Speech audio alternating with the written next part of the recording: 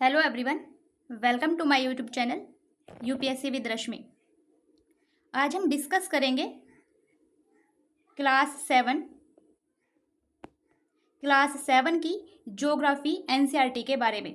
Class seven की जो geography NCERT है, जिसका नाम है सामाजिक विज्ञान हमारा पर्यावरण, जो पर्यावरण से रिलेटेड ज्योग्राफी की एनसीईआरटी है क्लास सेवन की, उसमें कुल 10 चैप्टर हैं, जिनमें से 5 चैप्टर आज हम कंप्लीट डिस्कस करेंगे एमसीक्यू के माध्यम से। उससे रिलेटेड जो भी एमसीक्यू बन सकते हैं उन सभी को हम डिस्कस करेंगे। इसलिए आप अच्छे से वीडियो को पूरा देखिएगा और वीडियो को शेयर और लाइक भी कीजिएगा, और साथ ही अपना फीडबैक जरूर दीजिएगा ताकि अगले 5 चैप्टर हम फिर कल इसमें डिस्कस कर सकें। तो शुरू करते हैं आज का वीडियो। सबसे पहले चैप्टर नंबर 1 है हमारा पर्यावरण। चैप्टर नंबर 1 है हमारा पर्यावरण। उसका फर्स्ट क्वेश्चन है, निम्नलिखित में से कौन सा या कौन से घटक पर्यावरण के अंतर्गत शामिल है। नंबर 1 है मनुष्य, नंबर 2 है धरातलीय स्थलाकृति, नंबर 3 है मानव निर्मित वस्तुएं, और नंबर 4 है प्राकृतिक वस्तुएं। हमें बताना है कि इनमें से कौन से पर्यावरण के अंतर्गत शामिल किए जाते हैं। तो इसका सही आंसर होगा ऑप्शन नंबर डी, उपर्युक्त सभी। इन सभी को पर्यावरण के अंतर्गत शामिल किया जाता है। पर्यावरण का मतलब क्या होता है? पर्यावरण मतलब किसी भी जीवित प्राणी के चारों ओर पाए जाने वाले लोग, स्थान, वस्तुएं और प्रकृति को हम कहते हैं पर्यावरण। तो पर्यावरण के अंतर्गत शामिल होता है मनुष्य भी, धरातलीय स्थलाकृति भी, मानव निर्मित वस्तुएं भी और प्राकृतिक वस्तुएं भी। इन सभी को पर्यावरण के अंतर्गत शामिल किया जाता है। इसीलिए इसका सही आंसर है ऑप्शन नंबर डी। साथ ही हम इसकी एक्सप्लेनेशन भी देखते चलेंगे। आप इसे ही 2-3 बार रिवाइज कर लीजिएगा, आपको एनसीईआरटी बुक पढ़ने की आवश्यकता नहीं होगी। उसमें जो भी कुछ है इसमें कंप्लीट हो जाएगा एमसीक्यू के माध्यम से और साथ ही उसकी एक्सप्लेनेशन के माध्यम से। इसका पीडीएफ आपको इसके डिस्क्रिप्शन में मिल जाएगा, इसलिए आप इसे वीडियो को पूरा देखिएगा। इसकी एक्सप्लेनेशन है, किसी भी जीवित प्राणी के चारों ओर पाए जाने वाले लोग, स्थान, वस्तुएं और प्रकृति को हम क्या कहते हैं? पर्यावरण कहते हैं। यह प्राकृतिक और मानव निर्मित परिघटनाओं का मिश्रण है। यानी पर्यावरण क्या है? पर्यावरण प्राकृतिक और मानव निर्मित परिघटनाओं का मिश्रण है। प्राकृतिक पर्यावरण में पृथ्वी पर पाई जाने वाली जैविक और अजैविक दोनों ही परिस्थितियां सम्मिलित होती हैं, जबकि मानवीय पर्यावरण में मानव की परस्पर प्रतिक्रियाएं, उनकी गतिविधियां और उनके द्वारा बनाई गई रचनाएं यानी कि क्रिएशंस सम्मिलित हैं। यानी पर्यावरण में दोनों ही प्रकार के हम तत्वों को शामिल करते हैं, चाहे वो प्राकृतिक तत्व हो या फिर मानव निर्मित, जिसमें प्राकृतिक में आते हैं जैविक और अजैविक दोनों प्रकार की परिस्थितियां। जैविक में पेड़ पौधे, जीव जंतु, इन्हें शामिल करते हैं। अजैविक में जैसे स्थल मंडल, जलमंडल, वायुमंडल, इन्हें हम शामिल करते हैं। और साथ ही मानवीय पर्यावरण के अंतर्गत शामिल किया जाता है मानव की परस्पर क्रियाएं, मानव की गतिविधियां या मानव के द्वारा बनाई गई संरचनाएं। उन सभी को हम मानवीय पर्यावरण के अंतर्गत शामिल करते हैं। नेक्स्ट क्वेश्चन है हमारा, निम्नलिखित में से कौन से कथन सत्य हैं? कथन नंबर 1 है, पृथ्वी के वायुमंडल का अस्तित्व उसके गुरुत्वाकर्षण बल के कारण है। तो कथन 1 हमारा बिल्कुल सही है। जो पृथ्वी का वायुमंडल है, जो पृथ्वी को चारों तरफ से घेरे हुए है, उसका अस्तित्व पृथ्वी के गुरुत्वाकर्षण बल के कारण है। इसलिए कथन 1 हमारा बिल्कुल सही है, क्योंकि पृथ्वी का वायुमंडल उससे उसके गुरुत्वाकर्षण बल के कारण ही लगा हुआ है। कथन नंबर 2 है, वायुमंडल में परिवर्तन होने से मौसम और जलवायु में परिवर्तन होता है। कथन 2 भी हमारा बिल्कुल सही है। जैसे ही वायुमंडल में परिवर्तन होता है, तो वायुमंडल में परिवर्तन होने से मौसम में भी परिवर्तन होता है और साथ ही जलवायु में भी परिवर्तन होता है। कथन नंबर 3 है, पादप एवं जीव जंतु मिलकर जैव मंडल का निर्माण करते हैं। तो कथन 3 भी हमारा बिल्कुल सही है। जैव मंडल का निर्माण करते हैं पादप और जीव जंतु। इसलिए हमारा सही आंसर होगा, तीनों ही कथन बिल्कुल सही हैं, यानी कि ऑप्शन नंबर डी हमारा सही आंसर है। उपर्युक्त सभी सही हैं। ये इसकी एक्सप्लेनेशन है। पृथ्वी के चारों ओर फैली हुई वायु की पतली परत को हम क्या कहते हैं? वायुमंडल। तो वायुमंडल किसे कहते हैं? पृथ्वी के चारों ओर वायु की पतली परत को हम वायुमंडल कहते हैं। और पृथ्वी का गुरुत्वाकर्षण बल अपने चारों ओर के वायुमंडल को थामे रखता है। यह हमें सूर्य की हानिकारक किरणों से बचाता है। वायुमंडल में कई प्रकार की गैसें, धूल कण और जलवाष्प उपस्थित रहते हैं, और वायुमंडल में परिवर्तन होने पर मौसम और जलवायु में परिवर्तन होता है। पादप और जीव जंतु मिलकर जैव मंडल का निर्माण करते हैं, और यह पृथ्वी का वह संकीर्ण क्षेत्र है, क्या? जैव मंडल।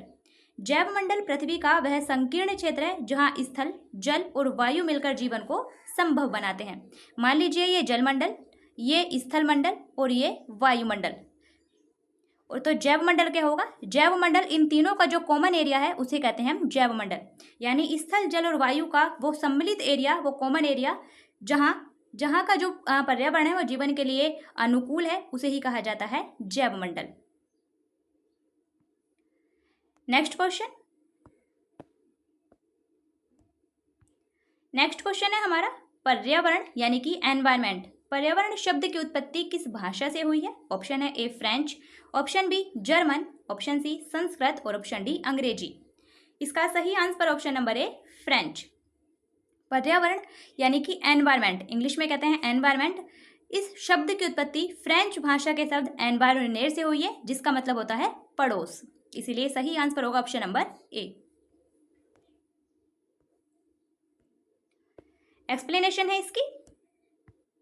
पर्यावरण यानी कि एनवायरमेंट शब्द की उत्पत्ति फ्रेंच शब्द एनवायरोनेर या एनवायरोनेर से हुई है, जिसका अर्थ होता है पड़ोस यानी कि नेबरहुड। और कुछ सोर्सों में यह भी पढ़ने को मिलता है कि द वर्ड एनवायरमेंट का मतलब कहाँ से आता है। एनवायरमेंट जो वर्ड है वो आता है फ्रेंच शब्द से एनवायरोनेर से। जो एनवायरमेंट वर्ड है वो फ्रेंच शब्द एनवायरोनेर से लिया गया है, जिसका मतलब होता है सराउंड या सराउंडिंग्स, यानी कि समथिंग दैट सराउंड, जो कुछ चारों तरफ है हमारे, उसे हम कहते हैं पर्यावरण।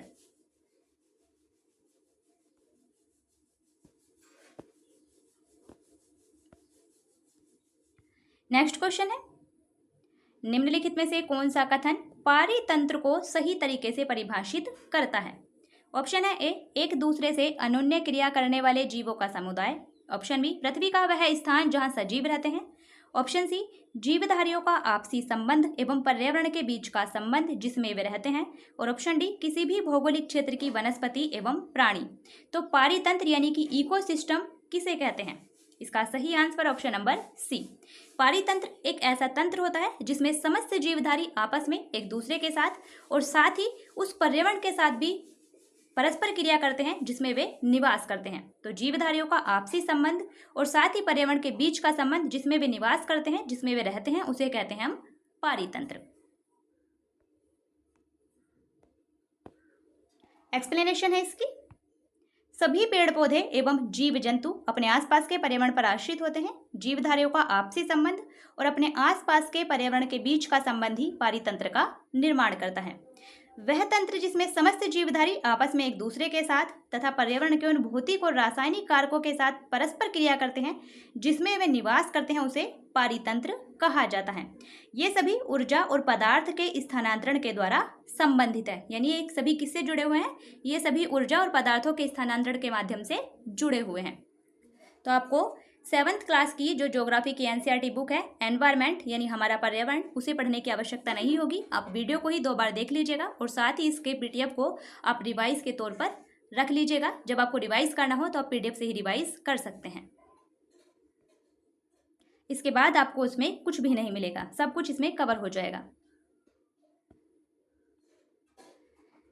नेक्स्ट क्वेश्चन है हमारा, सूची 1 को सूची 2 से मिलाना है। एक तरफ है विभिन्न मंडल, दूसरी तरफ है उनकी एक्सप्लेनेशन। सबसे पहला है हमारा जैवमंडल। जैवमंडल किसे कहते हैं? पृथ्वी का वह संकीर्ण क्षेत्र जहां स्थल, जल एवं वायु मिलकर जीवन को संभव बनाते हैं, उसे कहते हैं हम जैवमंडल। तो ए का है हमारा 3, और जब ए का 3 है तो कूट की सहायता से हम इसे एलिमिनेट कर सकते हैं। ए का 3 केवल एक ही ऑप्शन में है, हमारा सही आंसर ऑप्शन नंबर सी। आगे भी देखते हैं। वायुमंडल, वायुमंडल किसे कहते हैं? पृथ्वी के चारों ओर फैली वायु की पतली परत को कहते हैं वायुमंडल। तो बी का है हमारा 1। सी है जलमंडल, जलमंडल मतलब जलीय क्षेत्र, सी का है हमारा 2। और डी है स्थलमंडल, मतलब पृथ्वी की ठोस परपटी या कठोर ऊपरी परत को कहते हैं स्थलमंडल, डी का है हमारा 4। हमारा सही आंसर है 3, 1, 2, 4, यानी कि ऑप्शन नंबर सी बिल्कुल सही आंसर है। जैवमंडल पृथ्वी का वह संकीर्ण क्षेत्र जहां स्थल, जल और वायु मिलकर जीवन को संभव बनाते हैं, उसे कहते हैं जैवमंडल। वायुमंडल यानी कि पृथ्वी के चारों ओर फैली वायु की पतली परत को कहते हैं वायुमंडल। जलमंडल जल के क्षेत्र को कहते हैं जलमंडल, और स्थलमंडल पृथ्वी की ठोस परपटी या कठोर ऊपरी परत को कहते हैं स्थलमंडल।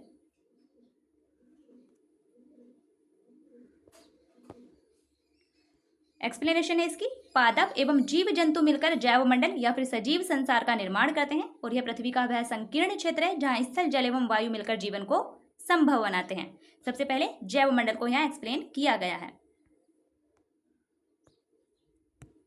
उसके बाद वायुमंडल। वायुमंडल किसे कहते हैं? पृथ्वी के चारों ओर फैली वायु की पतली परत को वायुमंडल कहते हैं और पृथ्वी का गुरुत्वाकर्षण बल अपने चारों ओर के वायुमंडल को थामे रखता है। जल के क्षेत्र को जलमंडल कहते हैं और यह जल के विभिन्न सोर्सों जैसे कि नदी, झील, समुद्र, महासागर आदि जैसे विभिन्न जलाशयों से मिलकर बनता है। यानी जलमंडल किनसे मिलकर बनता है? जलमंडल के अंतर्गत हम सभी जलाशयों को शामिल करते हैं, जिसमें झील, नदी, समुद्र, महासागर इन सभी को हम शामिल करते हैं। और लास्ट है हमारा स्थलमंडल। पृथ्वी की ठोस परपटी या कठोर ऊपरी परत को कहते हैं स्थलमंडल। यह चट्टानों और खनिजों से बना होता है और मिट्टी की पतली परत से ढका होता है।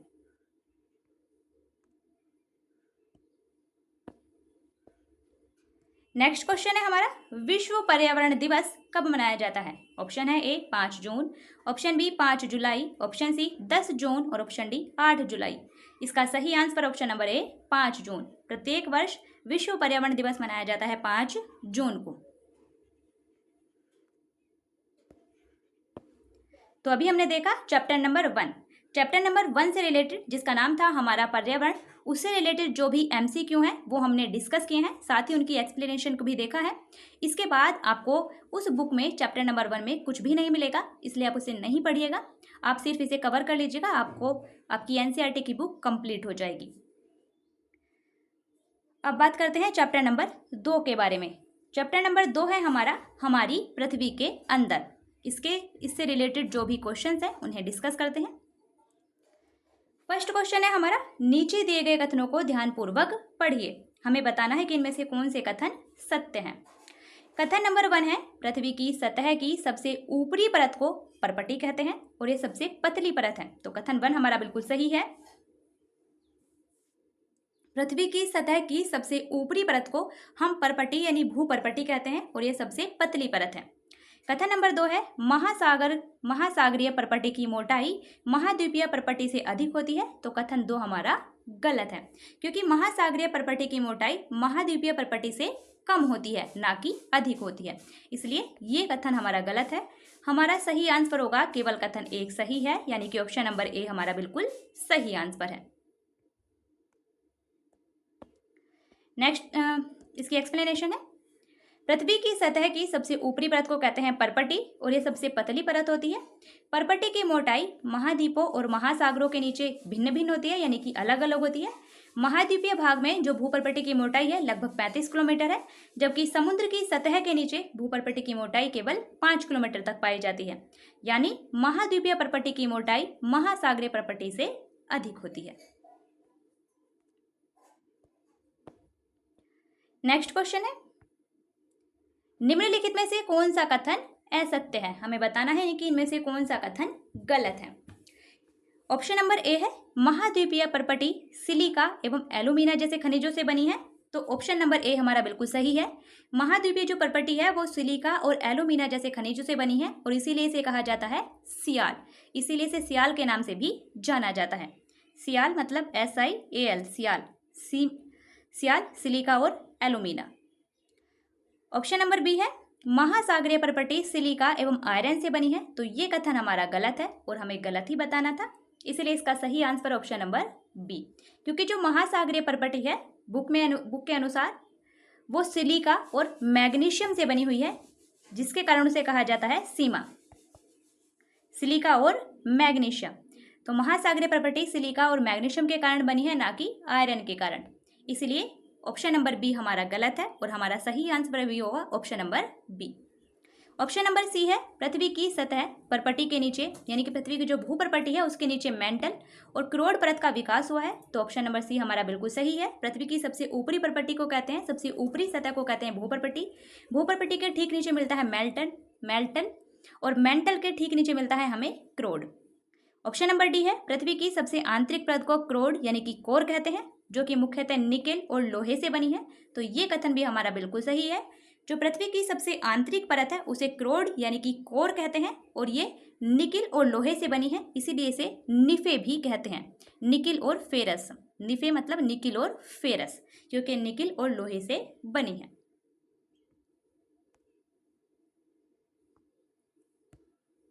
ये इसकी एक्सप्लेनेशन है। महासागर की परपटी मुख्यतः सिलिका और मैग्नीशियम से बनी है और इसीलिए इसे सीमा कहा जाता है। सीमा मतलब सिलिका और मैग्नीशियम की प्रधानता के कारण। भूपर्पटी के ठीक नीचे हमें मेंटल मिलता है, जो कि लगभग 2900 किलोमीटर की गहराई तक फैला होता है।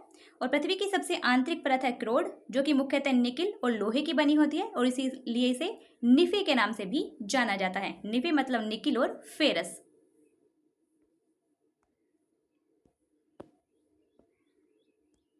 नेक्स्ट क्वेश्चन है, जब द्रवित मैग्मा ठंडा होकर ठोस हो जाता है तब इस प्रकार बने शैल को क्या कहते हैं? ऑप्शन है ए कायांतरित शैल, ऑप्शन बी अवसादी शैल, ऑप्शन सी आग्नेय शैल और ऑप्शन डी जीवाश्म युक्त शैल। इसका सही आंसर ऑप्शन नंबर सी आग्नेय शैल। जब द्रवित मैग्मा ठंडा होकर ठोस हो जाता है तो इस प्रकार से बने शैल को कहते हैं आग्नेय शैल, और इन्हें प्राथमिक शैल भी कहते हैं क्योंकि इनका निर्माण सबसे पहले होता है और फिर बाकी शैलों का निर्माण इन शैलों के अपर्दन से ही होता है, इसलिए आग्नेय शैलों को प्राथमिक शैल भी कहते हैं। इसकी एक्सप्लेनेशन है, जब द्रवित मैग्मा ठंडा होकर ठोस हो जाता है तो इस प्रकार से बने शैल को आग्नेय शैल कहते हैं। इन्हें प्राथमिक शैल भी कहते हैं और आग्नेय शैल दो प्रकार की होती हैं, एक होती है अंतर्भेदी आग्नेय शैल और दूसरी होती है बहिर्भेदी आग्नेय शैल।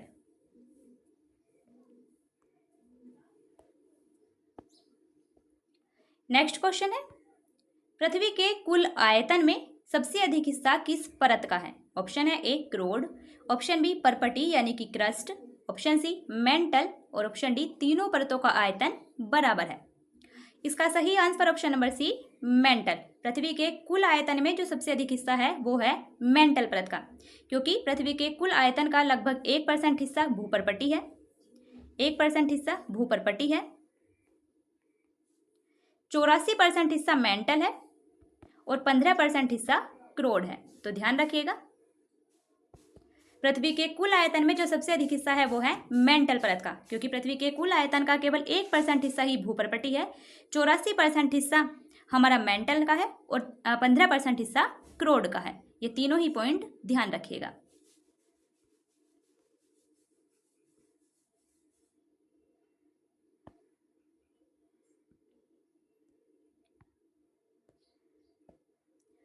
नेक्स्ट क्वेश्चन है हमारा, निम्नलिखित कथनों पर विचार कीजिए। हमें बताना है कि इनमें से कौन से कथन सत्य हैं। कथन नंबर 1 है हमारा, जब द्रवित लावा पृथ्वी की सतह पर आकर तेजी से ठंडा होकर ठोस हो जाता है तब इस प्रकार बहिर्भेदी आग्नेय शैल का निर्माण होता है। तो कथन 1 हमारा बिल्कुल सही है। हमने भी देखा था कि आग्नेय शैल दो प्रकार की होती हैं, एक होती है अंतर्भेदी आग्नेय शैल और दूसरी होती है बहिर्भेदी आग्नेय शैल। तो जब द्रवित लावा पृथ्वी की सतह पर आकर तेजी से ठंडा होकर ठोस हो जाता है तो इस प्रकार से जो शैल बनती हैं उन्हें कहा जाता है बहिर्भेदी आग्नेय शैल, इसीलिए कथन 1 हमारा बिल्कुल सही है। कथन नंबर 2 है, जब द्रवित मैग्मा भूपर्पटी के अंदर ही गहराई में ठंडा हो जाता है तो इस प्रकार से अंतर्भेदी आग्नेय शैलों का निर्माण होता है। कथन 2 भी हमारा बिल्कुल सही है, क्योंकि जब द्रवित मैग्मा भूपर्पटी के अंदर गहराई में ही ठंडा हो जाता है तो इस प्रकार से बने शैलों को कहते हैं अंतर्भेदी आग्नेय शैल। जब मैग्मा भूपर्पटी के अंदर रहता है तो इसे मैग्मा कहा जाता है, जो द्रवित पदार्थ है, और जब वो पृथ्वी की सतह के ऊपर आ जाता है तो उसे लावा कहा जाता है। ये भी आप ध्यान रखिएगा। कथन नंबर 3 है, बहिर्भेदी आग्नेय शैल की संरचना बड़े दानों वाली होती है। तो ये कथन हमारा गलत है, क्योंकि बहिर्भेदी आग्नेय शैल की संरचना महीन दानों वाली होती है, ना कि बड़े दानों वाली। क्योंकि जब द्रवित मैग्मा पृथ्वी की सतह पर आकर तेजी से ठंडा हो जाता है तो महीन संरचना वाले शैलों का निर्माण होता है, इसीलिए जो बहिर्भेदी आग्नेय शैल होती हैं उनकी संरचना महीन दानों वाली होती है। कथन नंबर 4 है, अंतर्भेदी आग्नेय शैल की संरचना महीन दानों वाली होती है। तो ये कथन भी हमारा गलत है, ये उल्टा दे दिया गया है, क्योंकि अंतर्भेदी आग्नेय शैल की संरचना बड़े दानों वाली होती है। क्योंकि जब जो मैग्मा होता है, जो द्रवित मैग्मा होता है, जो पृथ्वी की सतह के अंदर ही वो जम जाता है तो वो धीरे धीरे ठंडा होता है, जिसके कारण जो शैलों का निर्माण होता है वो बड़े दानों वाली होती हैं।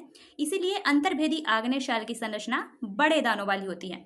हमारा सही आंसर होगा, केवल 1 और 2 कथन सही है, यानी कि ऑप्शन नंबर सी हमारा सही आंसर है। ये इसकी एक्सप्लेनेशन है। बहिर्भेदी आग्नेय शैल के अंतर्गत द्रवित लावा तेजी से ठंडा होकर ठोस बन जाता है, इसीलिए इनकी संरचना महीन दानों वाली होती है।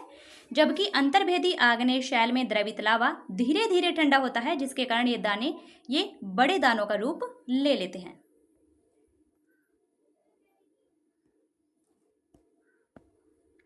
नेक्स्ट क्वेश्चन है हमारा, सूची 1 को सूची 2 से मिलाना है। एक तरफ है शैलें और दूसरी तरफ है, एक तरफ है शैलों के नाम, दूसरी तरफ है शैल। ए है हमारा अंतर्भेदी आग्नेय शैल।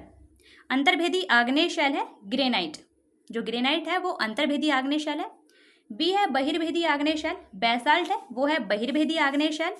तो ए का है हमारा 3 और बी का है हमारा 2। सी है अवसादी शैल। अवसादी शैल चूना पत्थर एक अवसादी शैल है, तो सी का है हमारा 4। और डी है कायांतरित शैल। स्लेट एक कायांतरित शैल है, तो डी का है हमारा 1। ध्यान रखिएगा, ग्रेनाइट एक अंतर्भेदी आग्नेय शैल है, जबकि बेसाल्ट एक बहिर्भेदी आग्नेय शैल है। स्लेट एक कायांतरित, जिसे हम रूपांतरित शैल भी कहते हैं, कायांतरित शैलों को रूपांतरित शैल भी कहते हैं, तो स्लेट एक कायांतरित शैल है। और चूना पत्थर एक अवसादी शैल है।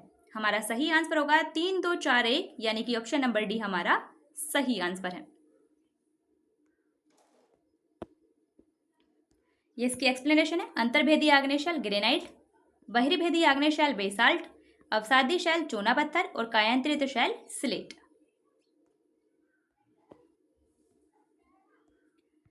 नेक्स्ट क्वेश्चन है, अवसादी शैलों के संदर्भ में निम्नलिखित में से कौन से कथन सत्य हैं? कथन नंबर 1 है, अवसादी शैलों का निर्माण विभिन्न प्रकार के शैल अवसादों के निक्षेपण के द्वारा होता है। तो कथन 1 हमारा बिल्कुल सही है। जो अवसादी शैलों का निर्माण होता है वो विभिन्न प्रकार के शैलों के अवसादों के निक्षेपण के द्वारा ही होता है, इसलिए कथन 1 हमारा सही है। कथन नंबर 2 है, इन शैलों में जीवाश्म होने की कोई संभावना नहीं होती है। तो ये कथन हमारा गलत है, क्योंकि अवसादी शैलों में कुछ पाया जाए या ना पाया जाए, लेकिन जीवाश्म तो गारंटेड पाए जाते हैं, इसीलिए अवसादी शैलों में जीवाश्म होने की तो संभावना नहीं बल्कि गारंटी होती है, इसलिए कथन नंबर 2 हमारा गलत है। कथन नंबर 3 है, ये शैलें अपेक्षाकृत कम कठोर होती हैं। तो ये कथन हमारा सही है। जो अवसादी शैलें होती हैं, क्योंकि वो अवसादों के जमाव से उनका निर्माण होता है, इसीलिए वो शैलें अपेक्षाकृत कम कठोर होती हैं। हमारा सही आंसर होगा 1 और 3 कथन बिल्कुल सही है, यानी कि ऑप्शन नंबर सी हमारा सही आंसर है। ये इसकी एक्सप्लेनेशन है। विभिन्न प्रकार की शैलें लुढ़क कर, चटक कर और एक दूसरे से टकराकर छोटे छोटे टुकड़ों में टूट जाती हैं। इन छोटे कणों को हम कहते हैं अवसाद, यानी कि सेडिमेंट। और ये अवसाद हवा, जल आदि वाहक कारकों के द्वारा एक स्थान से दूसरे स्थान पर पहुंचाकर निक्षेपित कर दिए जाते हैं, और ये अदृढ़ अवसाद दबकर शैल की परत बनाते हैं। इसी कारण से ये अपेक्षाकृत कम कठोर होते हैं और इन शैलों को हम अवसादी शैल कहते हैं। उदाहरण के लिए जो बलुआ पत्थर है वो रेत के दानों से ही बनता है, रेत के कणों से बनता है, यानी ग्रेन्स ऑफ सैंड से बनता है। ध्यान रखिएगा, बलुआ पत्थर का निर्माण रेत के दानों से ही होता है। और इन शैलों में पौधों के, जानवरों के और अन्य सूक्ष्म जीवों के जो कभी इन शैलों पर रहे हैं उनके जीवाश्म भी पाए जाते हैं।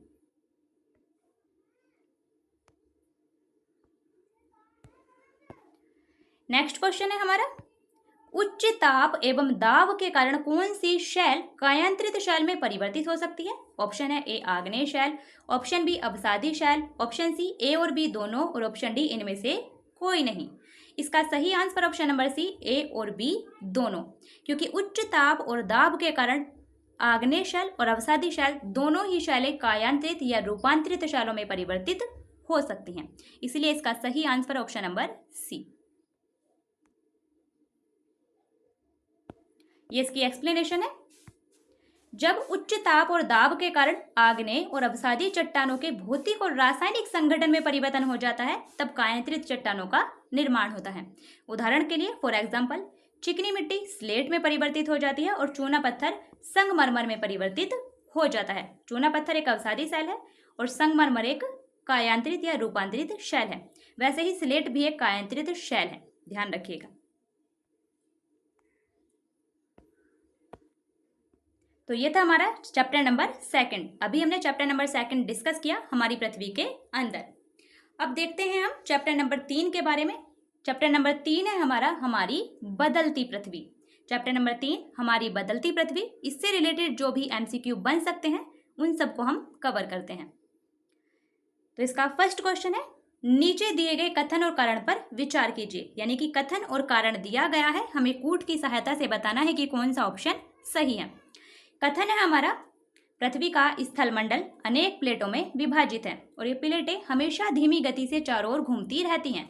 तो कथन हमारा बिल्कुल सही है, क्योंकि जो पृथ्वी का स्थल मंडल है वो अनेक छोटी छोटी और कुछ बड़ी प्लेटों में विभाजित है और ये प्लेटें हमेशा धीमी गति से चारों तरफ घूमती रहती हैं।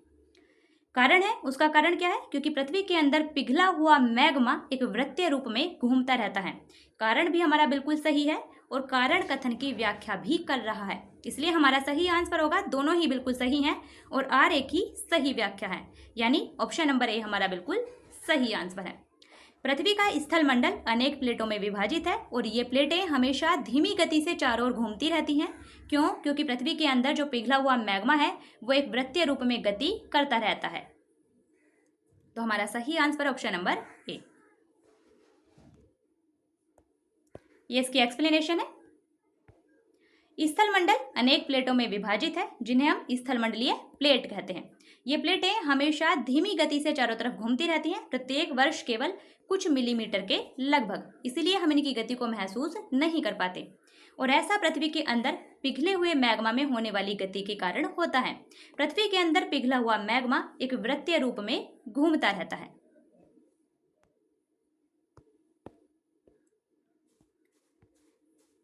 क्वेश्चन नंबर 2 है हमारा, पृथ्वी की गति के संदर्भ में निम्नलिखित कथनों पर विचार कीजिए। नेक्स्ट क्वेश्चन है, पृथ्वी की गति से रिलेटेड 2 कथन है, हमें बताना है कि कौन से कथन सत्य हैं। कथन नंबर 1 है, जो बल पृथ्वी के आंतरिक भाग में घटित होते हैं उन्हें अंतर्जात बल कहते हैं। तो कथन 1 हमारा बिल्कुल सही है।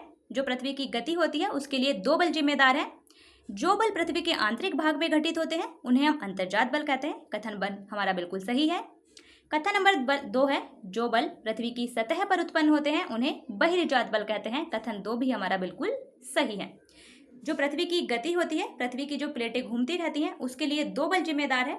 एक होता है अंतर्जात बल, दूसरा होता है बहिर्जात बल। अंतर्जात बल किसे कहते हैं? जो बल पृथ्वी के आंतरिक भाग में घटित होते हैं उन्हें कहते हैं अंतर्जात बल। और बहिर्जात बल किसे कहते हैं? जो बल पृथ्वी की सतह पर उत्पन्न होते हैं उन्हें कहते हैं बहिर्जात बल। इसलिए हमारा सही आंसर होगा, दोनों ही कथन बिल्कुल सही हैं, यानी कि ऑप्शन नंबर सी हमारा सही आंसर है।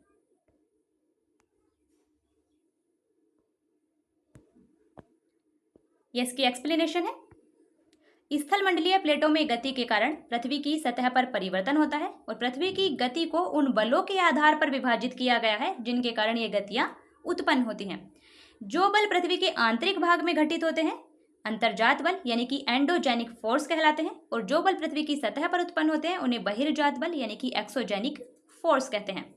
अंतर्जात बल कभी आकस्मिक गति उत्पन्न करते हैं तो कभी धीमी गति उत्पन्न करते हैं, जैसे भूकंप, ज्वालामुखी, भूस्खलन, ये आकस्मिक गति हैं। इन आकस्मिक गति के कारण पृथ्वी की सतह पर अत्यधिक हानि भी होती है। तो ध्यान रखिएगा, 2 प्रकार के बल हैं जिनके कारण जो पृथ्वी की गति के लिए जिम्मेदार हैं।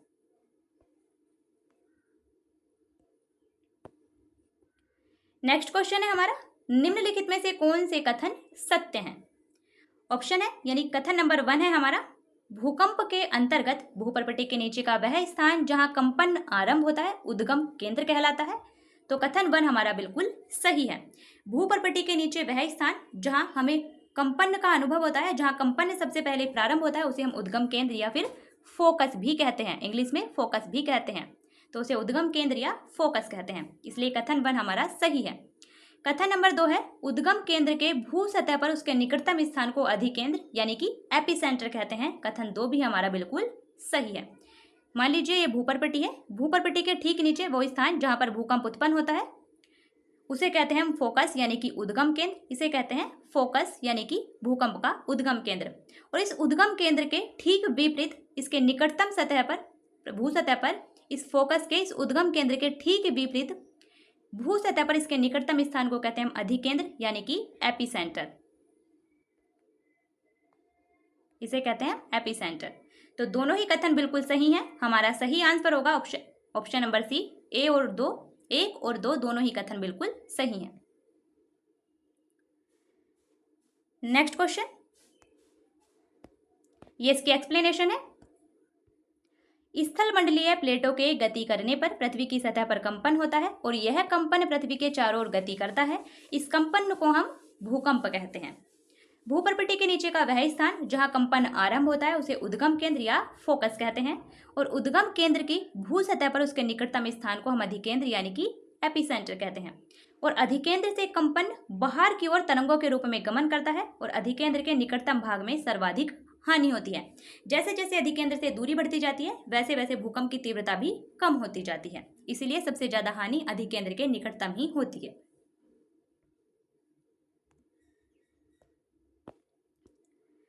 नेक्स्ट क्वेश्चन है हमारा, नदी जब मैदानी भाग में प्रवेश करती है तब वह मोड़दार मार्ग पर बहने लगती है। नदी के इन बड़े मोड़ों को क्या कहते हैं? ऑप्शन है ए विसर्प, ऑप्शन बी नदी द्रोणी, ऑप्शन सी चाप झील और ऑप्शन डी वितरिका। इसका सही आंसर ऑप्शन नंबर ए विसर्प। जब नदी मैदानी भाग में प्रवेश करती है तो नदी मोड़दार मार्ग पर बहने लगती है। तो नदी के इन मोड़ों को ही कहा जाता है विसर्प। ध्यान रखिएगा, नदी के इन मोड़ों को कहा जाता है विसर्प। इसलिए इसका सही आंसर ऑप्शन नंबर ए।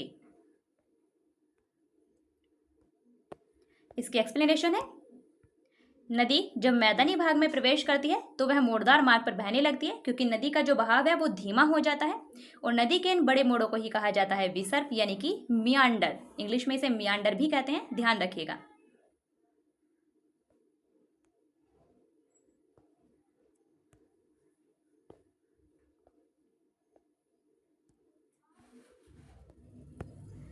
नेक्स्ट क्वेश्चन है हमारा, नदी के द्वारा चापाकार झील यानी कि ओक्सबो लेक का निर्माण किया जाता है कहां पर? ऑप्शन है ए पहाड़ी भागों में, ऑप्शन बी तटीय भागों में, ऑप्शन सी मैदानी भागों में और ऑप्शन डी उपर्युक्त तीनों भागों में। इसका सही आंसर ऑप्शन नंबर सी मैदानी भागों में। नदी के द्वारा चापाकार झील जिसे हम ओक्सबो लेक भी कहते हैं, गोकुल झील भी कहते हैं, छाड़न झील भी कहते हैं, उसका निर्माण किया जाता है मैदानी भागों में। इसीलिए इसका सही आंसर ऑप्शन नंबर सी। कैसे किया जाता है वो अभी देखते हैं। ये इसकी एक्सप्लेनेशन है, पहले इसकी एक्सप्लेनेशन देखते हैं। जब नदी मैदानी भाग में या मैदानी क्षेत्र में प्रवेश करती है तब वह मोड़दार मार्ग पर बहने लगती है।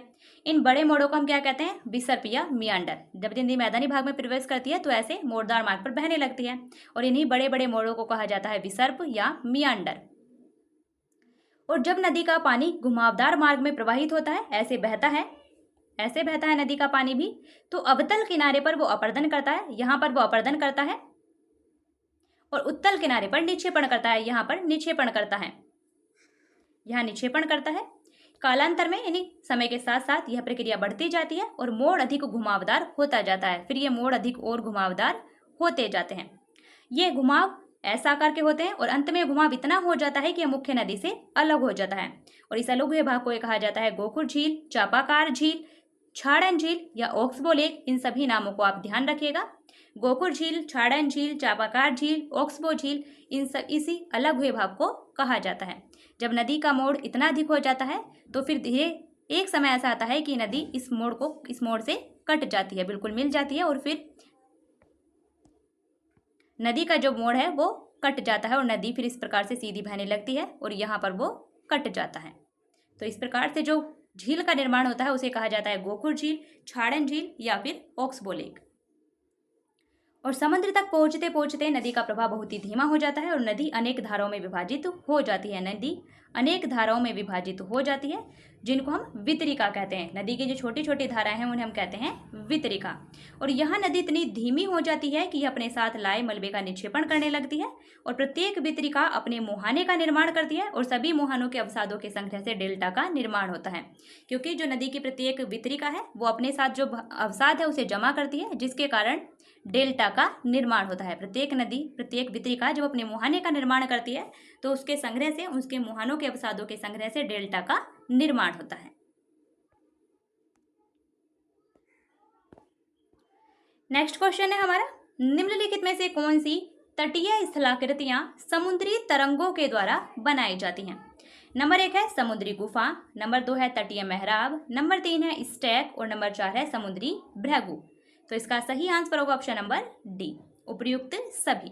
क्योंकि ये सभी स्थलाकृतियां समुद्री गुफा हो या तटीय मेहराब हो स्टैक हो या फिर समुद्री भृगु हो, ये सभी तटीय स्थलाकृतियां समुद्री तरंगों के द्वारा बनाई जाती हैं। इसीलिए इसका सही आंसर ऑप्शन नंबर डी। इसकी एक्सप्लेनेशन है, समुद्री तरंगों के अपरदन और निक्षेपण से तटीय स्थलाकृतियां बनती हैं। समुद्री तरंगें लगातार शैलों से टकराती रहती हैं, जिससे दरारें विकसित होती हैं। जब समुद्री तरंगें लगातार किसी शैल से टकराती हैं तो वहां दरार विकसित होती है और समय के साथ ये दरारें बड़ी और चौड़ी होती जाती हैं। इनको हम क्या कहते हैं? इनको समुद्री गुफा यानी कि सी केव्स कहते हैं। और समय के साथ साथ इन गुफाओं के बड़े होते जाने पर इनमें केवल छती बचती है, जिससे तटीय मेहराब यानी कि सी आर्क्स बनते हैं। लगातार अपरदन छत को भी तोड़ देते हैं और केवल दीवारें बचती हैं, और दीवार जैसी इन आकृतियों को हम क्या कहते हैं? स्टैक कहते हैं। समुद्री जल के ऊपर लगभग ऊर्ध्वाधर उठे हुए ऊंचे शैलीय तटों को हम क्या कहते हैं? समुद्री भृगु यानी कि सी क्लिफ कहते हैं। समुद्री तरंगें किनारों पर अवसाद जमा करती हैं और अवसाद जमा करके समुद्री पुलिन का निर्माण करती हैं। तो ध्यान रखिएगा, समुद्री तरंगों के द्वारा कौन सी स्थलाकृतियां बनाई जाती हैं।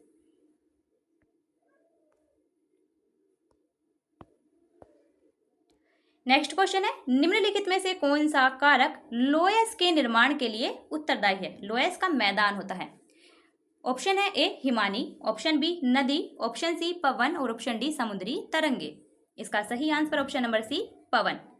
पवन के कारण ही लोयस का निर्माण होता है, इसीलिए सही आंसर ऑप्शन नंबर सी। कैसे होता है एक्सप्लेनेशन में देखते हैं। ये इसकी एक्सप्लेनेशन है, रेगिस्तान में पवन अपरदन और निक्षेपण का एक प्रमुख कारक है। रेगिस्तान में पवनें रेत को एक स्थान से दूसरे स्थान पर पहुंचाती हैं। जब पवन का बहाव रुकता है तो रेत गिरकर छोटी पहाड़ी बनाता है। इस प्रकार की पहाड़ियां बनती हैं, इन्हें हम कहते हैं बालू टिब्बा यानी कि सैंड ड्यून्स। और जब ये बालू कण इतने महीन, इतने हल्के होते हैं तो वायु उनको उठाकर अत्यधिक दूर ले जा सकती है। और जब ये बालू कण एक विस्तृत क्षेत्र में निक्षेपित हो जाते हैं, तो इसे हम कहते हैं लोयस का मैदान। और चीन में विशाल लोयस निक्षेप पाए जाते हैं। ध्यान रखिएगा, चीन में विशाल लोयस निक्षेप पाए जाते हैं। लोयस का मैदान चीन में पाया जाता है, जो कि मंगोलिया के मरुस्थल से निर्मित है, ये भी ध्यान रखिएगा।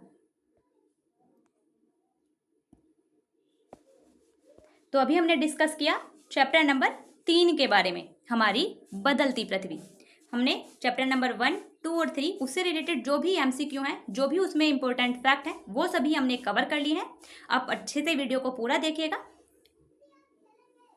अब हम डिस्कस करेंगे चैप्टर नंबर 4 के बारे में, जो कि चैप्टर नंबर 4 है हमारा वायु। इससे रिलेटेड जो भी क्वेश्चन है उन्हें हम डिस्कस करते हैं। क्वेश्चन नंबर 1 है हमारा, निम्नलिखित कथनों पर विचार कीजिए। हमें बताना है कि कौन से कथन सत्य हैं। कथन नंबर 1 है, वायुमंडल में सबसे अधिक नाइट्रोजन गैस पाई जाती है। तो कथन 1 हमारा बिल्कुल सही है। वायुमंडल में सबसे अधिक पाई जाने वाली गैस है नाइट्रोजन गैस। और कितनी पाई जाती है, इसकी मात्रा कितनी है? 78.08%। ध्यान रखिएगा, वायुमंडल में जो नाइट्रोजन गैस पाई जाती है उसकी मात्रा है 78.08%। कथन नंबर 2 है, जब हम सांस लेते हैं तब ऑक्सीजन के साथ फेफड़ों में कुछ नाइट्रोजन भी ले जाते हैं। तो कथन 2 भी हमारा बिल्कुल सही है। जब हम सांस लेते हैं तब हम ऑक्सीजन के साथ साथ फेफड़ों में कुछ नाइट्रोजन भी ले जाते हैं। कथन नंबर 3 है, पौधे अपने जीवन के लिए नाइट्रोजन की आवश्यकता को सीधे वायुमंडल से पूरा करते हैं। तो कथन 3 हमारा गलत है। क्यों? क्योंकि पौधे अपने जीवन के लिए नाइट्रोजन की आवश्यकता को सीधे वायुमंडल से पूरा नहीं कर पाते हैं। पौधे वायुमंडल से सीधे ही नाइट्रोजन को ग्रहण नहीं करते हैं। इसलिए हमारा सही आंसर होगा 1 और 2 कथन सही हैं, यानी कि ऑप्शन नंबर ए हमारा बिल्कुल सही आंसर है। ये इसकी एक्सप्लेनेशन है, नाइट्रोजन वायु में सर्वाधिक मात्रा में पाई जाने वाली गैस है। जब हम सांस लेते हैं तब फेफड़ों में कुछ नाइट्रोजन भी ले जाते हैं और फिर उसे बाहर निकाल देते हैं। पौधों को अपने जीवन के लिए नाइट्रोजन की आवश्यकता होती है, जिसे वे सीधे वायु से नहीं लेते, बल्कि मृदा और कुछ पौधों की जड़ों में रहने वाले बैक्टीरिया, जीवाणु वायु से नाइट्रोजन लेकर इसका स्वरूप बदल देते हैं, जिससे पौधे इसका प्रयोग कर सके।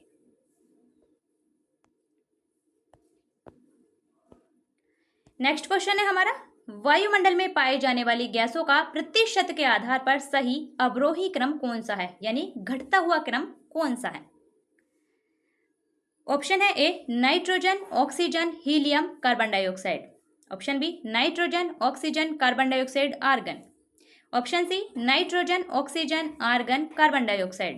और option D nitrogen, oxygen, methane, carbon dioxide. इसका सही आंसर ऑप्शन नंबर सी। वायुमंडल में जो गैस पाई जाती हैं उनका सही अवरोही क्रम है वो है नाइट्रोजन, जो पाई जाती है 78.08%। उसके बाद पाई जाती है ऑक्सीजन 20.9%। उसके बाद पाई जाती है आर्गन 0.93% और उसके बाद पाई जाती है कार्बन डाइऑक्साइड 0.03%। वर्तमान में इसकी मात्रा हो चुकी है 0.04% और बाकी सभी गैसें पाई जाती हैं। तो हमारा सही क्रम होगा वायुमंडल में पाई जाने वाली गैसों का नाइट्रोजन, ऑक्सीजन, आर्गन और कार्बन डाइऑक्साइड।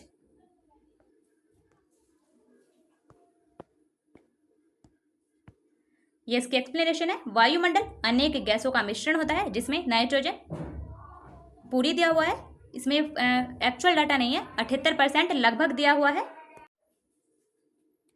आप बिल्कुल एक्चुअल डाटा भी याद रखिएगा क्योंकि आपसे डायरेक्ट भी पूछा जा सकता है। नाइट्रोजन की मात्रा है 78.08%। दूसरा है ऑक्सीजन 21%, एक्चुअल है 20.09%। 20.9%। आर्गन 0.93%, कार्बन डाइऑक्साइड 0.03% और अन्य सभी गैसें 0.04%। और ये फैक्ट भी याद रखिएगा कि वायुमंडल में जलवाष्प की मात्रा 0 से 4% के बीच होती है, इसे ध्यान रखिएगा।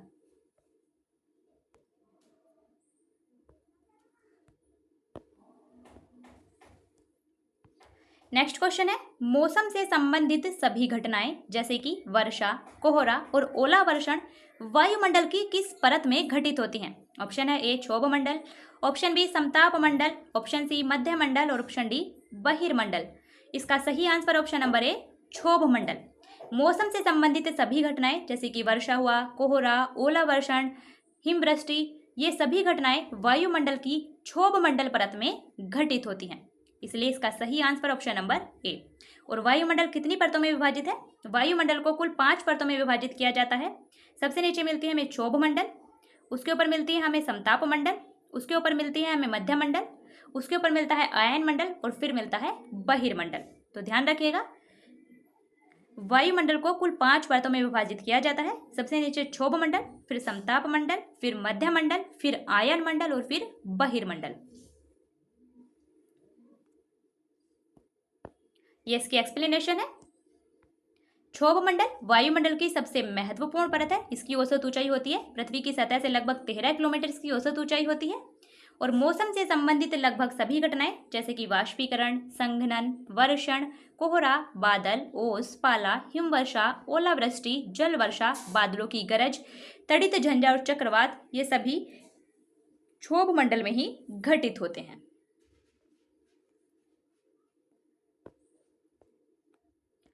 नेक्स्ट क्वेश्चन है समताप मंडल से संबंधित निम्नलिखित कथनों में से कौन से सत्य हैं? जो वायुमंडल की दूसरी परत है समताप मंडल, उससे रिलेटेड हमें बताना है कि कौन से कथन सत्य हैं।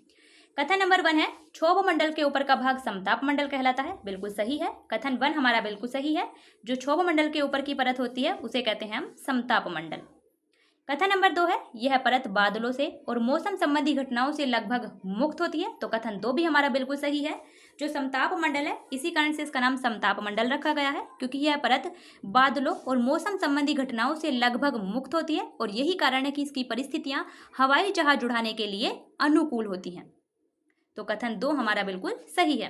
कथन नंबर 3 है ओजोन गैस की परत समताप मंडल में ही स्थित होती है। कथन 3 भी हमारा बिल्कुल सही है। समताप मंडल में ओजोन गैस की परत पाई जाती है। लगभग 15 से 35 किलोमीटर के बीच हमें ओजोन गैस की सांद्रता अधिकतम मिलती है और इसीलिए 15 से 35 किलोमीटर के बीच की जो परत होगी उसका नाम रखा जाता है ओजोन मंडल। तो ओजोन गैस की जो परत है वो समताप मंडल में ही स्थित होती है, इसीलिए हमारा सही आंसर होगा। तीनों ही कथन बिल्कुल सही हैं, यानी कि ऑप्शन नंबर डी हमारा सही आंसर है। ये इसकी एक्सप्लेनेशन है। समताप मंडल से संबंधित दिए गए सभी कथन सत्य हैं। समताप मंडल धरातल से लगभग 50 किलोमीटर की ऊंचाई तक फैला है। जो हमारा क्षोभ मंडल था उसकी ऊंचाई थी 13 किलोमीटर पृथ्वी की सतह से और समताप मंडल की ऊंचाई है लगभग 50 किलोमीटर तक। यह परत बादलों से और मौसम संबंधी घटनाओं से लगभग मुक्त होती है और इसकी परिस्थितियां हवाई जहाज उड़ाने के लिए आदर्श होती हैं। इस मंडल की एक महत्वपूर्ण विशेषता यह है कि इसमें ओजोन गैस की परत होती है जो कि सूर्य से आने वाली हानिकारक पराबैंगनी किरणों से हमारी रक्षा करती है। तो ध्यान रखिएगा, जो ओजोन गैस है वो सूर्य से आने वाली हानिकारक पराबैंगनी किरणों यानी कि अल्ट्रावायलेट रेडिएशन से पृथ्वी की रक्षा करती है। नेक्स्ट क्वेश्चन है, अंतरिक्ष से आने वाले उल्कापिंड वायुमंडल में किस परत में प्रवेश करते ही जल जाते हैं? ऑप्शन है ए क्षोभ मंडल, ऑप्शन बी समताप मंडल, ऑप्शन सी मध्य मंडल और ऑप्शन डी बहिर्मंडल। इसका सही आंसर ऑप्शन नंबर सी मध्य मंडल। अंतरिक्ष से आने वाले उल्कापिंड वायुमंडल की जो मध्य मंडल परत है उसमें प्रवेश करते ही जल जाते हैं। तो इसका सही आंसर ऑप्शन नंबर सी। ये इसकी एक्सप्लेनेशन है। और जो मध्य मंडल है वो वायुमंडल की तीसरी परत है। पहली क्षोभ मंडल, दूसरी समताप मंडल और तीसरी मध्य मंडल। ये वायुमंडल की तीसरी परत है और समताप मंडल के ठीक ऊपर होती है, लगभग 80 किलोमीटर की ऊंचाई तक फैली है। अंतरिक्ष से प्रवेश करने वाले उल्कापिंड मध्य मंडल में आने पर जल जाते हैं क्योंकि उसमें घर्षण होता है, वायु के साथ घर्षण के कारण ये जल जाते हैं।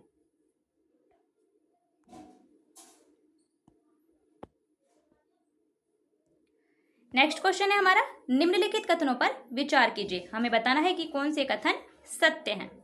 कथन नंबर 1 है, आयन मंडल में आयनों यानी कि विद्युत आवेशित कणों की प्रधानता होती है, इसीलिए आयन मंडल रेडियो तरंगों को पृथ्वी पर परावर्तित करके संचार व्यवस्था को संभव बनाता है। कथन 1 हमारा बिल्कुल सही है। जो वायुमंडल की चौथी परत है आयन मंडल, उसमें आयनों यानी कि विद्युत आवेशित कणों की प्रधानता होती है और इसीलिए आयन मंडल रेडियो तरंगों को पृथ्वी पर परावर्तित करके संचार व्यवस्था को संभव बनाता है। कथन 1 हमारा बिल्कुल सही है। ये पॉइंट ध्यान रखिएगा कि रेडियो तरंगों के परावर्तन के लिए कौन सा मंडल जिम्मेदार है, वो होता है आयन मंडल। रेडियो तरंगों का जो परावर्तन होता है वो आयन मंडल से ही होता है। कथन नंबर 2 है, समताप मंडल में अत्यधिक ओजोन गैस वाली निचली परत को हम ओजोन मंडल यानी कि ओजोन स्फीयर की संज्ञा देते हैं जो कि 15 से 35 किलोमीटर तक विस्तृत है। कथन 2 भी हमारा बिल्कुल सही है। अभी बताया था कि समताप मंडल में जो ओजोन गैस की अधिकतम सांद्रता पाई जाती है वो लगभग 15 से 35 किलोमीटर के बीच पाई जाती है और इसीलिए उस परत को नाम दिया जाता है ओजोन मंडल, ओजोन स्फीयर। तो कथन 2 भी हमारा बिल्कुल सही है। हमारा सही आंसर होगा, दोनों ही कथन बिल्कुल सही है, यानी कि ऑप्शन नंबर सी हमारा सही आंसर है। ये इसकी एक्सप्लेनेशन है। और आयन मंडल के ऊपर सबसे ऊपरी जो परत है उसे कहते हैं बहिर्मंडल। वायुमंडल की सबसे ऊपरी परत को कहते हैं बहिर्मंडल और वायु की सबसे पतली परत होती है और हल्की गैसें जैसे कि हाइड्रोजन और हीलियम यहीं से अंतरिक्ष में तैरती रहती हैं। नेक्स्ट क्वेश्चन है हमारा, निम्नलिखित में से कौन सा कथन या कौन से कथन सत्य हैं? कथन नंबर 1 है, सूर्य से आने वाली वह ऊर्जा जिसे पृथ्वी रोक लेती है उसे कहते हैं आतपन या सूर्य तप कहते हैं। तो कथन 1 हमारा बिल्कुल सही है। सूर्य से आने वाली वह ऊर्जा जिसे पृथ्वी रोक लेती है, जिसे पृथ्वी अवशोषित कर लेती है, उसे कहते हैं आतपन या सूर्य तप। इंग्लिश में कहते हैं इंसोलेशन और ये 3 वर्डों से मिलकर बनता है इंसोलेशन। इन मतलब इनकमिंग, सोल मतलब इंसोलेशन, इनकमिंग सोलर रेडिएशन। इन 3 वर्डों से मिलकर बनता है। इंसोलेशन का मतलब होता है इनकमिंग सोलर रेडिएशन। तो सूर्य से आने वाली वह ऊर्जा जिसे पृथ्वी रोक लेती है, जिसे पृथ्वी अवशोषित कर लेती है, उसे कहते हैं आतपन यानी कि सूर्य तप, इंसोलेशन। कथन 1 हमारा बिल्कुल सही है। कथन नंबर 2 है हमारा, सूर्य तप की मात्रा पृथ्वी पर हर जगह एक समान रहती है। तो कथन 2 हमारा गलत है क्योंकि सूर्य तप की मात्रा पृथ्वी पर हर जगह एक समान नहीं रहती है, बल्कि सूर्य तप की मात्रा विषुवत रेखा पर अधिकतम जबकि ध्रुवों की तरफ जाने पर कम होती जाती है। इसलिए हमारा सही आंसर होगा केवल कथन 1 सही है, यानी कि ऑप्शन नंबर ए हमारा सही आंसर है। ये इसकी एक्सप्लेनेशन है। सूर्य तप की मात्रा पृथ्वी पर हर जगह एक समान नहीं रहती है। आतपन यानी कि सूर्य तप की मात्रा भूमध्य रेखा से ध्रुवों की ओर घटती जाती है और इसीलिए तापमान भी उसी प्रकार घटता जाता है।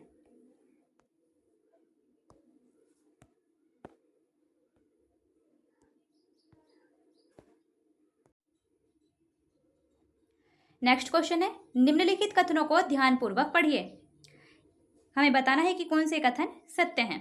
कथन नंबर 1 है वायुदाब का क्षैतिज वितरण किसी स्थान पर उपस्थित वायु के ताप के द्वारा प्रभावित होता है। तो कथन 1 हमारा बिल्कुल सही है। वायुदाब का क्षैतिज वितरण किसी स्थान पर उपस्थित वायु के ताप के द्वारा प्रभावित होता है। कथन नंबर 2 है निम्न दाब क्षेत्र बादल युक्त आकाश और नम मौसम के साथ जुड़ा होता है। तो कथन 2 हमारा बिल्कुल सही है। जहां भी निम्न दाब वाला क्षेत्र होगा, जहां भी लो प्रेशर वाला क्षेत्र होगा, वो बादल युक्त आकाश और नम मौसम के साथ जुड़ा हुआ होता है। कथन 2 भी हमारा बिल्कुल सही है। कथन 3 है उच्च दाब क्षेत्र बादल मुक्त आकाश स्वच्छ आकाश के साथ जुड़ा होता है। तो कथन 3 हमारा बिल्कुल सही है। जो उच्च दाब वाला क्षेत्र होता है, जो हाई प्रेशर वाला क्षेत्र होता है, वो बादल मुक्त और स्वच्छ आकाश के साथ जुड़ा होता है।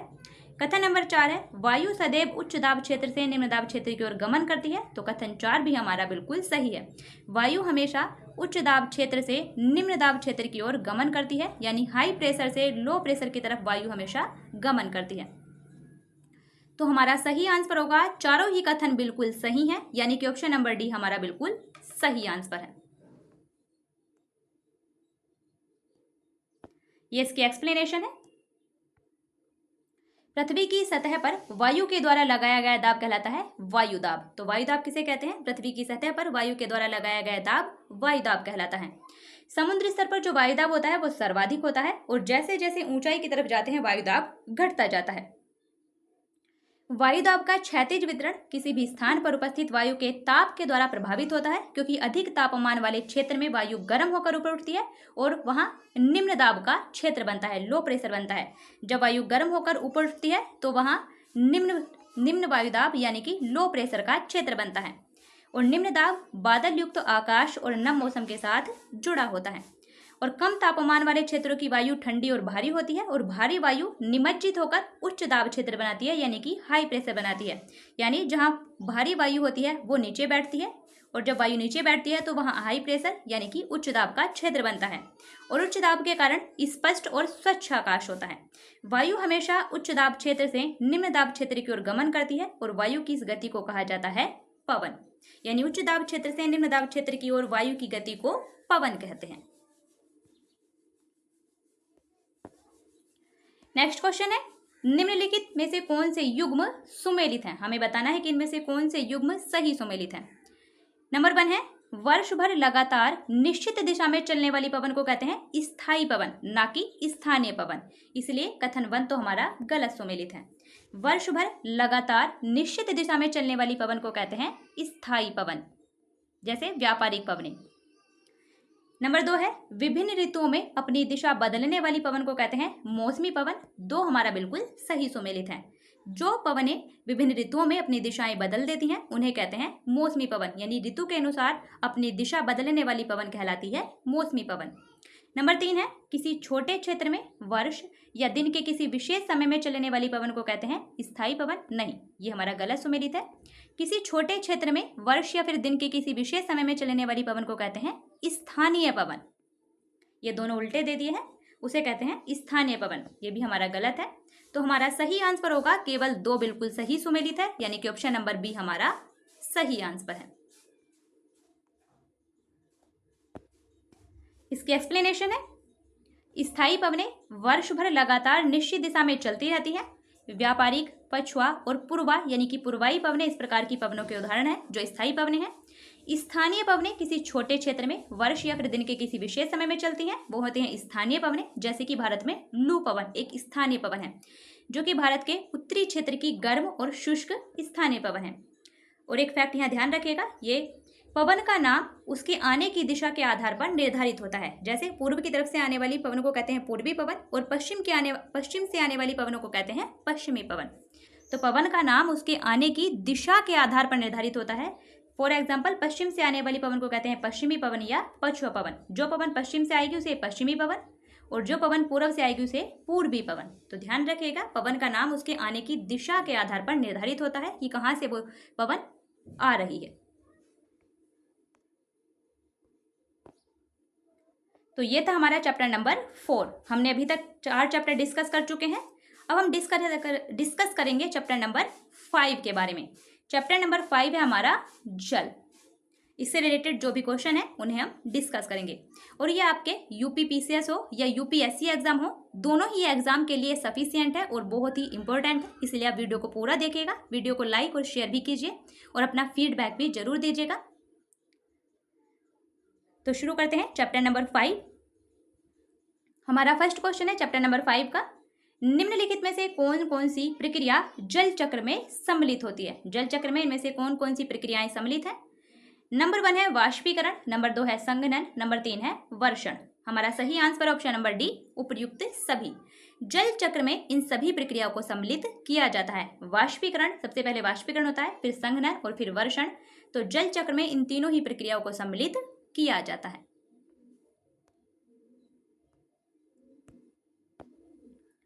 ये इसकी एक्सप्लेनेशन है। सूर्य के ताप के कारण जल वाष्पित हो जाता है। ठंडा होने पर जल वाष्प संघनित होकर बादलों का रूप ले लेती है। यहाँ से है वर्षा हिम अथवा सहिम वृष्टि के रूप में धरती पर या समुद्र पर नीचे गिरता है। यानी दूसरे शब्दों में कहें तो जिस प्रक्रम में जल लगातार अपने स्वरूप को बदलता रहता है और महासागरों, वायुमंडल और धरती के बीच चक्कर लगाता रहता है, उसे हम कहते हैं जल चक्र।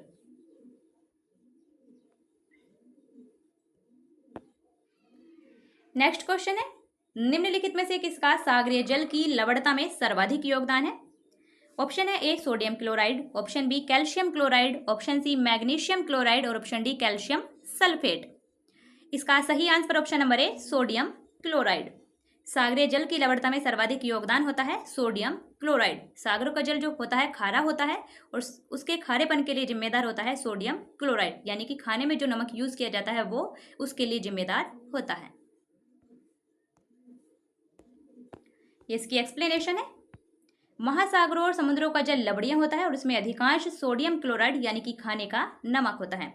लवणता किसे कहते हैं। लवणता प्रति 1000 ग्राम जल में मौजूद नमक की मात्रा को कहते हैं लवणता। और लवणता को परमिली के माध्यम से दर्शाया जाता है, इसे कहते हैं परमिली।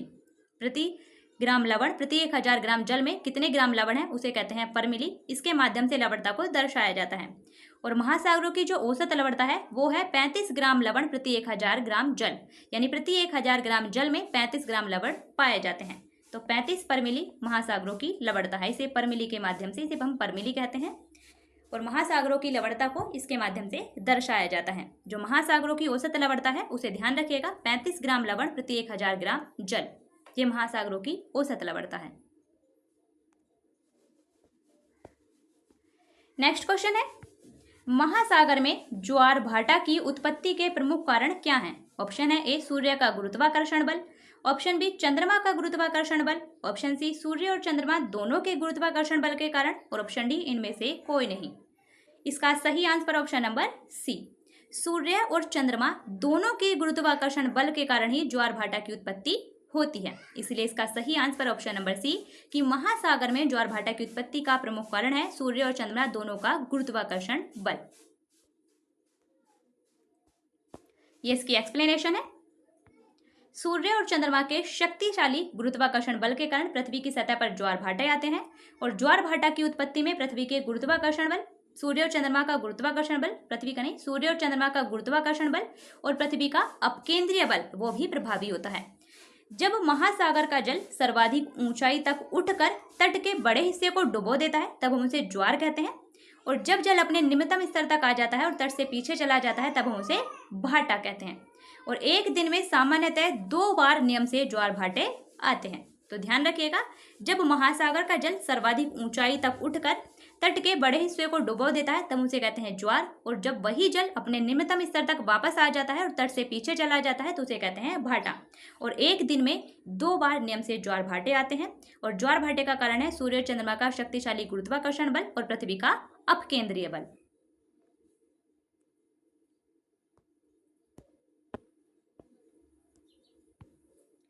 नेक्स्ट क्वेश्चन है, वृहद ज्वार आने की सही स्थिति क्या है। ऑप्शन है ए जब सूर्य चंद्रमा और पृथ्वी तीनों एक सीध में होते हैं, ऑप्शन बी जब सूर्य एवं चंद्रमा पृथ्वी पर समकोण बनाते हैं, ऑप्शन सी जब महासागरीय सतह का तापमान उच्च होता है, और ऑप्शन डी जब बहुत तेज हवाएं चलती हैं। इसका सही आंसर ऑप्शन नंबर ए जब सूर्य चंद्रमा और पृथ्वी तीनों एक सीध में होते हैं तब वृहद ज्वार आने की सही स्थिति होती है। जब सूर्य चंद्रमा, ये सूर्य चंद्रमा और पृथ्वी तीनों एक सीध में होते हैं तो उस स्थिति को कहा जाता है सीजीकी। ध्यान रखिएगा, जब सूर्य, पृथ्वी और चंद्रमा तीनों एक सीध में होते हैं तो इस स्थिति को हम कहते हैं सीजीकी। और सीजीकी की स्थिति में ही वृहद ज्वार आने की सही स्थिति होती है। इसी स्थिति में वृहद ज्वार आते हैं, क्योंकि सूर्य और चंद्रमा का गुरुत्वाकर्षण बल पृथ्वी पर एक ही साइड से पड़ता है, जिसके कारण पृथ्वी, सूर्य और चंद्रमा का गुरुत्वाकर्षण बल बहुत ज्यादा पड़ता है, तो इसके कारण वृहद ज्वार आते हैं। ये इसकी एक्सप्लेनेशन है। जब सूर्य, चंद्रमा और पृथ्वी तीनों एक सीध में होते हैं उस समय सबसे ऊंचे ज्वार उठते हैं और उस ज्वार को हम कहते हैं वृहद ज्वार, यानी कि स्प्रिंग टाइड्स।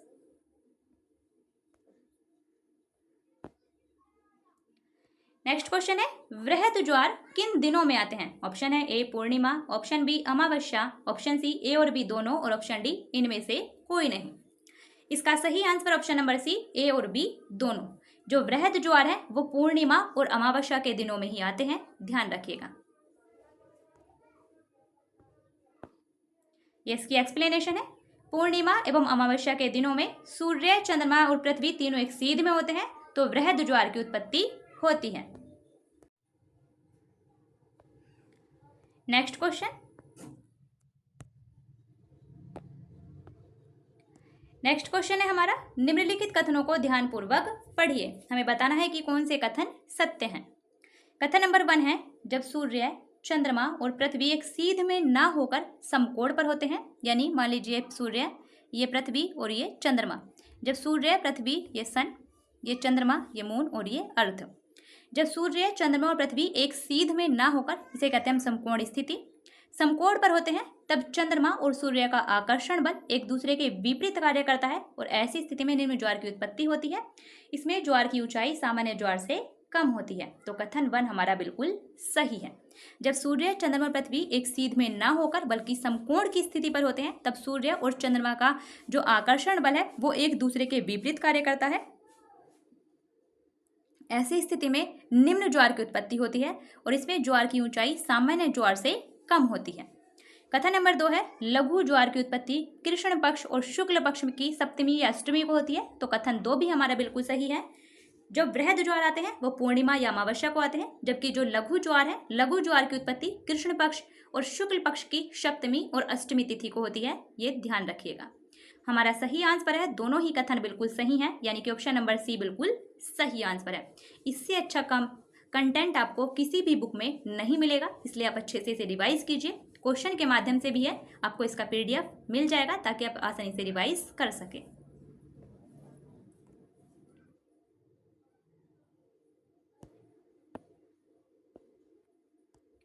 नेक्स्ट क्वेश्चन है, निम्नलिखित में से कौन कौन से लाभ उच्च ज्वार से संबंधित है? हमें बताना है कि इनमें से कौन से लाभ उच्च ज्वार के हैं। कथन नंबर 1 है, उच्च ज्वार नौ संचालन में सहायक होता है। कथन 1 हमारा बिल्कुल सही है, उच्च ज्वार नौ संचालन में सहायक होता है। कथन नंबर 2 है, उच्च ज्वार मछली पकड़ने में मदद करते हैं, क्योंकि उच्च ज्वार के दौरान अधिक संख्या में मछलियां तट के निकट आ जाती हैं। कथन 2 भी हमारा बिल्कुल सही है। और कथन नंबर 3 है, ज्वारीय तरंगों के द्वारा जल विद्युत उत्पादित की जाती है, तो ये कथन भी हमारा बिल्कुल सही है। उच्च ज्वार नौ संचालन में भी सहायक होते हैं। उच्च ज्वार के दौरान मछली पकड़ने में मदद मिलती है, क्योंकि उच्च ज्वार के दौरान मछलियां अधिक संख्या में तट के निकट आ जाती हैं और ज्वारीय तरंगों के माध्यम से जल विद्युत भी उत्पादित की जाती है। इसीलिए हमारा सही आंसर होगा, तीनों ही कथन बिल्कुल सही हैं, यानी ऑप्शन नंबर डी हमारा बिल्कुल सही आंसर है। ये इसकी एक्सप्लेनेशन है। उच्च ज्वार नौ संचालन में सहायक होते हैं और ये जल स्तर को तट की ऊंचाई तक पहुंचाते हैं। ये जहाज को बंदरगाह तक पहुंचाने में सहायक होते हैं। उच्च ज्वार मछली पकड़ने में भी मदद करते हैं। उच्च ज्वार के दौरान अनेक मछलियां तट के निकट आ जाती हैं। इसके फलस्वरूप मछुआरे बिना कठिनाई के मछलियां पकड़ पाते हैं और कुछ स्थानों पर ज्वार भाटा से होने वाले जल के उतार चढ़ाव का उपयोग विद्युत उत्पन्न करने के लिए भी किया जाता है।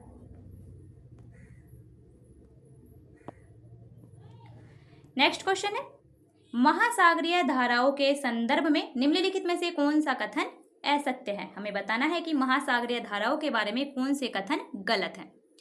ऑप्शन नंबर ए है, गर्म महासागरीय धाराएं भूमध्य रेखा के निकट उत्पन्न होती हैं और ध्रुवों की ओर प्रवाहित होती हैं, तो ऑप्शन ए हमारा बिल्कुल सही है। ये ध्यान भी रखिएगा, गर्म महासागरीय धाराएं भूमध्य रेखा के निकट उत्पन्न होती हैं और वो ध्रुवों की तरफ प्रवाहित होती हैं। ऑप्शन नंबर बी है, ठंडी धाराएं ध्रुवों या फिर उच्च अक्षांशों से उष्णकटिबंधीय या निम्न अक्षांशों के प्रवाहित होती हैं। ऑप्शन नंबर बी भी हमारा बिल्कुल सही है।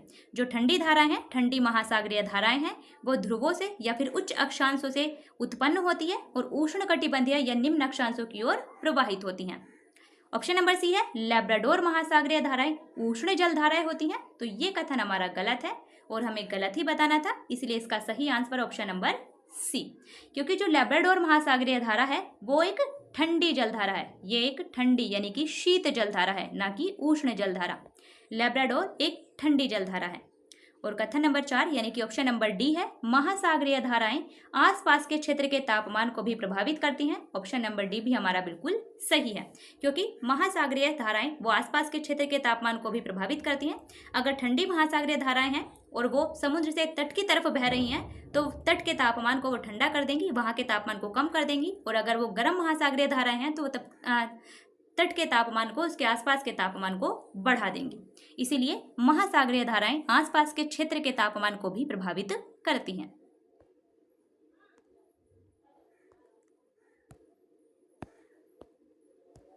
इसकी एक्सप्लेनेशन है, लैब्राडोर महासागरीय धाराएं शीत जलधाराएं हैं, जबकि जो गल्फ स्ट्रीम जलधारा होती है वो गर्म जलधारा है।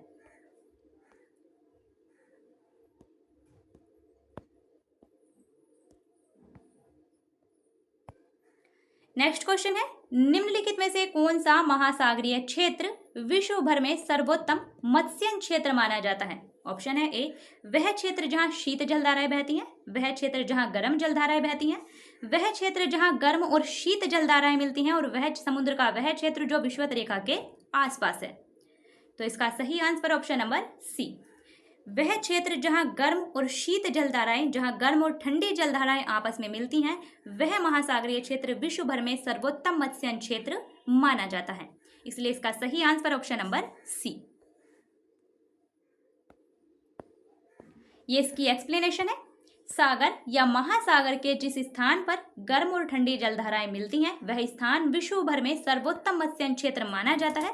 जापान के आसपास और उत्तर अमेरिका के पूर्वी तट इसके कुछ उदाहरण हैं। कौन कौन से कहाँ मिलते हैं? जापान के आसपास वाले क्षेत्र में और उत्तर अमेरिका के पूर्वी तट इसके कुछ उदाहरण हैं, जहाँ पर ठंडी और गर्म जलधाराएं आपस में मिलती हैं।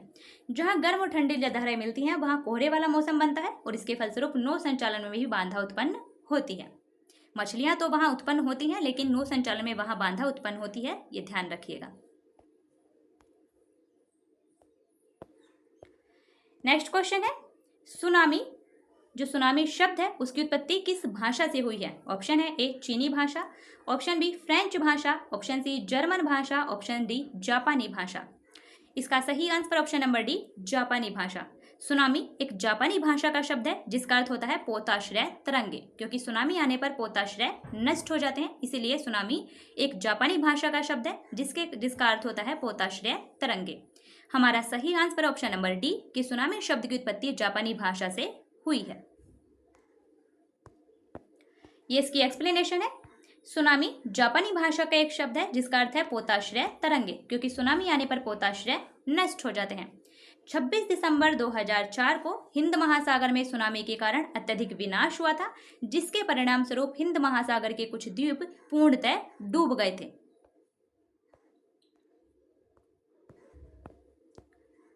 और भारतीय सीमा का जो सबसे दक्षिणी बिंदु है इंदिरा पॉइंट, जो कि अंडमान निकोबार द्वीप समूह में स्थित था, वो भी पूरी तरह से डूब गया था। उसका कुछ भाग डूब गया था, कुछ भाग बचा हुआ है। यद्यपि पहले से भूकंप का अनुमान लगाना संभव नहीं होता है, लेकिन फिर भी बड़ी सुनामी के संकेत हमें 3 घंटे पहले मिल सकते हैं। वर्तमान में प्रशांत महासागर और हिंद महासागर दोनों ही महासागरों में प्राथमिक चेतावनी की ऐसी प्रणालियां क्रियाशील हैं। तो ये था हमारा आज का वीडियो, जिसमें हमने ज्योग्राफी एनसीईआरटी क्लास 7 जो हमारा पर्यावरण बुक है उसके 5 चैप्टर से रिलेटेड जो भी एमसीक्यू बन सकते हैं उसे हमने डिस्कस किया है। इसके बाद आपको उस बुक में कुछ भी नहीं मिलेगा, इसलिए आप बुक को मत पढ़िएगा। आप सिर्फ इसी वीडियो को 2 बार देख लीजिएगा और पीडीएफ इसके डिस्क्रिप्शन में आपको मिल जाएगा। अपना फीडबैक जरूर दीजिएगा। बाकी 5 चैप्टर हम कल डिस्कस करेंगे, इसलिए आप अच्छे से पढ़िए, रिवाइज कीजिए, वीडियो को शेयर भी कीजिए। फिर मिलते हैं नेक्स्ट वीडियो में, तब तक के लिए बेस्ट ऑफ लक।